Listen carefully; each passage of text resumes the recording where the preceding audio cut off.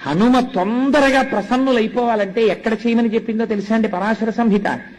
అరటి తోటలోకి వెళ్ళి హనుమ యంత్రం కాని హనుమ బొమ్మ కాని హనుమ అని రాసి కాని మీరు అక్కడ పెట్టి మీరు కాని ఆ రోజున ఉపాసన చేశారా అరటి తోటలో, ప్రత్యక్షమైనటువంటి స్వరూపంతో స్వామి వచ్చి తీసుకుని తీరుతారన్న భయం ఇచ్చింది సంహిత.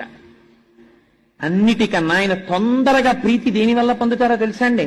అరటి పండుగ కదలి పూజ అని ప్రత్యేకమైనటువంటి పూజ ఆయనకి. కేవలం అలంకారంతో ఆయన తృప్తి పడిపోతారు. అరటి గెలలిలా దిగేటట్టుగా అలంకారం చేసి అరటి చెట్లు కట్టి అరిటాకులేసి స్వామి చుట్టూ కూడా లేత అరిటాకులు పరిచి మీరు ఆయనకి బాగా ముగ్గిన అరటిపళ్ళు తీసుకొచ్చి అక్కడ పెట్టారనుకోండి, ఏదో ఒక రూపంతో మీకు ఈ కంటికి కనపడిన రూపంతో రాకపోవచ్చు, మీరు గుర్తు పట్టలేరు, కానీ ఏదో ఒక రూపంతో ఆయన వచ్చి తీసుకుని వెళ్ళి తీరుతారు. నా జీవితంలోనే దృష్టాంతాలున్నాయి. మనమే ఆశ్చర్యపోతాం ఎలా వచ్చారా అని. మీకే అర్థం కాదు.